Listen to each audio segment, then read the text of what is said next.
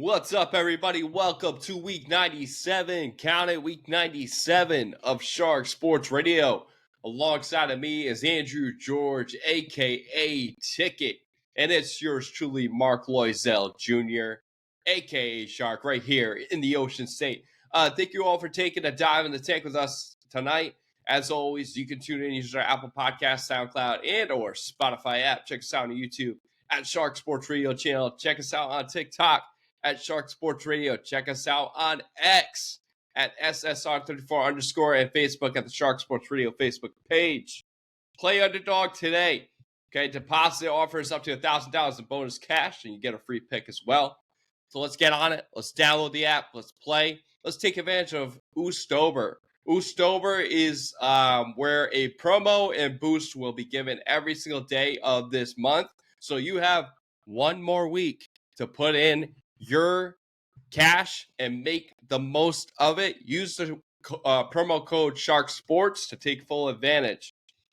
So before we get into what we're going to discuss tonight, I want to have a little bit of fun for a couple minutes.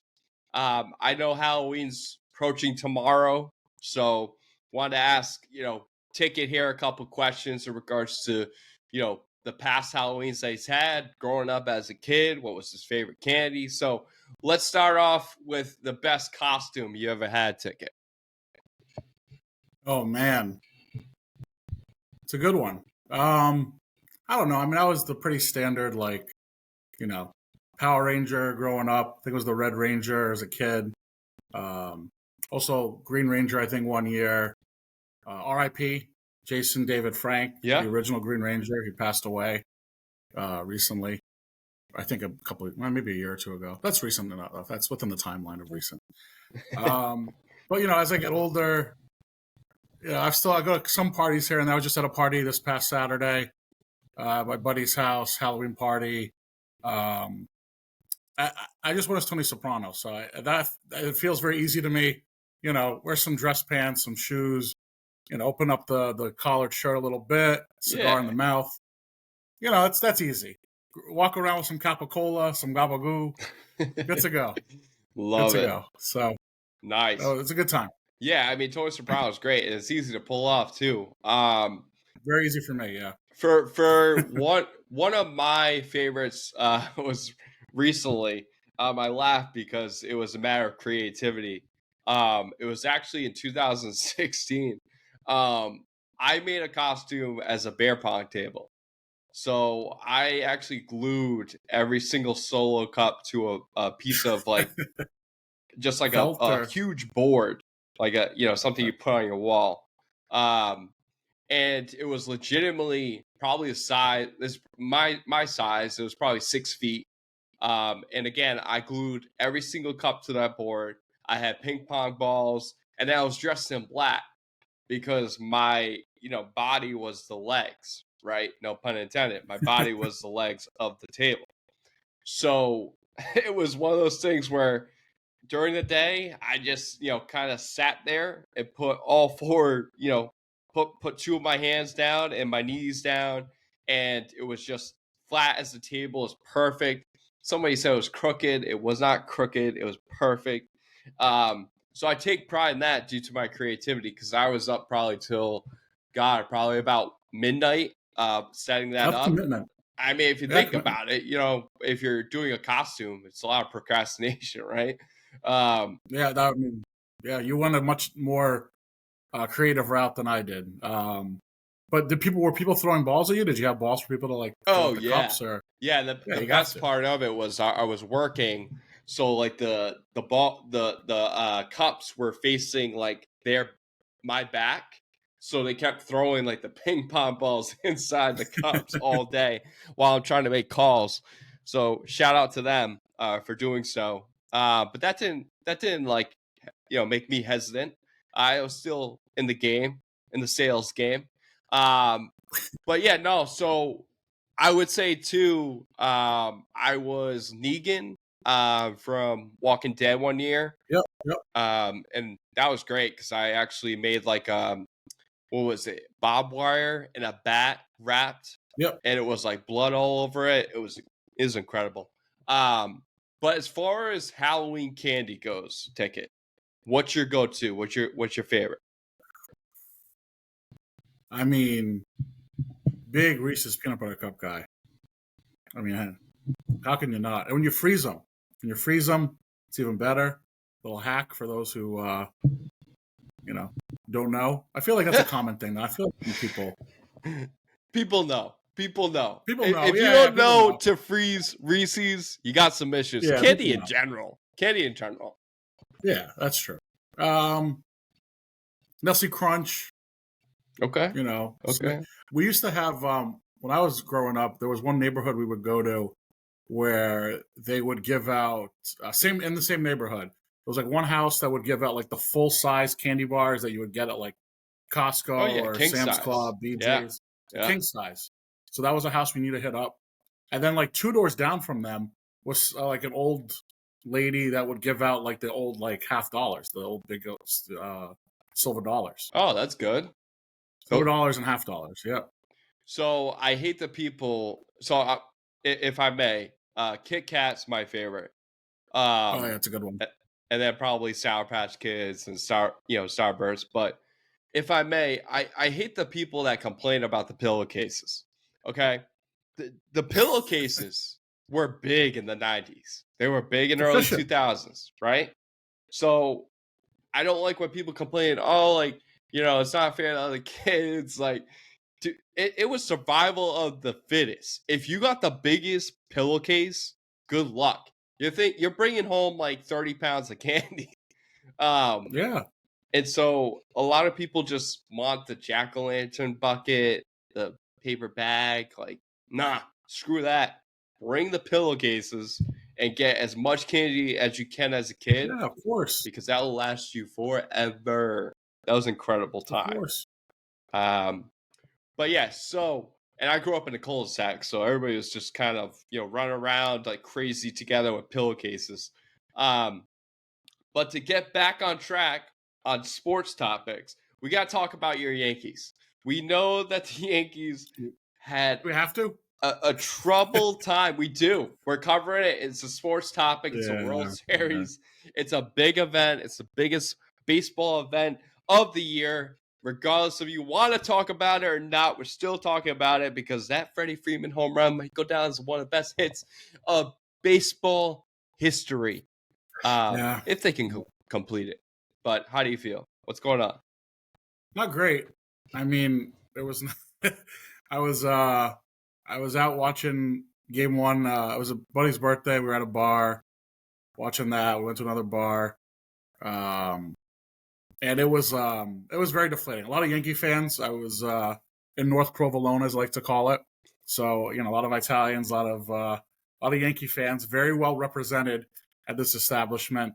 And when Freeman hit that home run, it was a collective sigh of like disbelief and here we go again. And honestly, I mean, I don't know what I can say that hasn't been said about the decision Aaron Boone made to go with Nestor Cortez in that spot. The guy hasn't pitched in over about 2 months, and the first time you're throwing him back in game action is to pitch out of the pen when he's a starting pitcher. Yep. And he's got to get Ohtani. Now, I understand the matchup for Ohtani, whatever. You want to get the lefty in there. The decision then to also walk Mookie after that was baffling to me. Like, listen, you have to get 3 tough outs. Ohtani, Mookie, Freeman, regardless. Yeah. So now you walk the runner in a single. I feel like that's baseball, like management 101 is you never walk the winning run. Nope. And you put the winning run in position there. So even if like Nestor gets Mookie out, gets Freeman out, a sac fly ties the game. If he doesn't get him out, a walk, and it's very possible he could have walked him. By the way, Freeman, former MVP, just like Mookie Betts, he's probably a more patient hitter than Mookie Betts, I would say.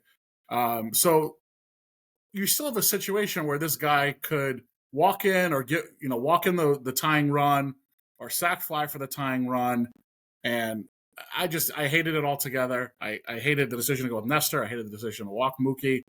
Mookie, by the way, I don't know exactly what the splits are, but I know historically not as good of a performer in the playoffs as he has been in the regular season, and that's not to knock him. Like, he's a phenomenal player, Obviously, he's had some great regular seasons, but I feel like he's had some quiet postseasons. Yeah. A little bit louder that he's been in LA. In Boston, I know he had like 230, 240 one stretch in their first ring. But regardless, it's a tough lineup. And they got, as we're recording this, they're going to go into game 5 where it's funny. No team down 3-0 was even ever forced to game 6.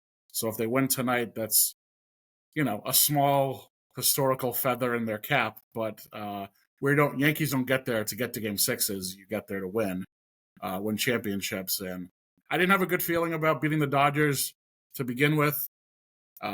Losing game 1 how they did, I thought that was the series. Now you have Rodon pitching, who's not been good on the road. In that environment, he got lit up just like I thought he was going to get lit up. Yes, he did. Now you put Clark Schmidt, who I had a very good regular season, but it's still a young pitcher in such a huge spot with a lot of pressure in game 3. Obviously, he did not look great. And then it taxes the bullpen more. Tonight's the night. I mean, Garrett Cole, this is why you paid him all that money. He pitched really well game 1. I would like to see him go as long as he can. I don't want to see him get pulled like he did. I know it was 88 pitches, but this might be the last time Garrett pitches all year. Let him go. He's our horse. Let him go. This is our season. Let him go. Unless he's getting tattooed early on, I see there's no reason to, let him at least go 6. Yeah. Hopefully he gives you more than that. But so that's it. Yeah. This might be over by the time the podcast gets released, Shark. So who knows? No. My whole thing about the analytics side of things, right? And I honestly don't sometimes understand. But I think what's important is when you're in the playoffs, when you're battling for the World Series, pitching's just as important as having a steady lineup. So you have to be able to do both. You don't have to do one necessarily elite or significantly better than the other, but you need to at least have an adequate offense, and you need to be a top 5 to top 10 pitching staff. And that's including the bullpen as well. Because if you don't have closers, if you don't have guys that have been put in that position, well, guess what? You're getting a lot of question marks. You're getting a lot of hesitancy on that mound and a lot of complacency, too, when it comes to the coaching. Because, as far as Aaron Boone goes, yeah, Cortez was probably his next best arm. But, is that the best decision but is it the best decision? It's not. It's not the best decision, but he thought it was. Went with Tim Hill. Right. You could have went straight to Hill, or you could, my understanding, too, is, the King trade. The King trade early on in the season, right? In the offseason. That could have cost them too. King was a hell of a setup guy. Well, could have potentially became Soto. You got Soto, but my point is they're not here. They're not here without him. But maybe that's true. Maybe that's true. So maybe that's a bad example. But what I'm saying is, when you get rid of a guy like Michael King, well, guess what? You got to make up for that production, right? So they certainly did not, and they haven't. And Michael King's a star-studded closer. In the near future for San Diego. So he might be a number 1. He pitched for the Padres this playoffs and set a record for most strikeouts by a pitcher in a playoff debut. Right. So and you're right. King was shown phenomenal promise with the Yankees, whether it was going to be as the bullpen, as a closer, right, a starter, whatever it was. He has the makeup of being a successful pitcher. Yeah, and shout out to obviously we're not even. I was going to say shout out to Bishop Hendricken and Warwick too. Here in the Ocean State. So, but I just continue to watch that team, and I say they can compete offensively for sure. It's just when it comes down to pitching, do they have it? And you're seeing it, they just don't. And I think the bullpen absolutely is a devastation to them losing Michael King, and I get the impact that it has with Soto for sure. But you just got to know, if you're getting rid of that guy, you got to make it up somehow. And I feel like they didn't make up enough to cover that, because that was a huge gap when he left. Yeah, I think they lucked into Luke Weaver too, which has been a very nice surprise. But they weren't expecting. They literally signed him, spring training, be like a 6th inning arm or 7th inning arm. Clay Holmes is a disaster, so he kind of gets. Oh, he's had a good season. Let's see if he can step up in the spot, and he has.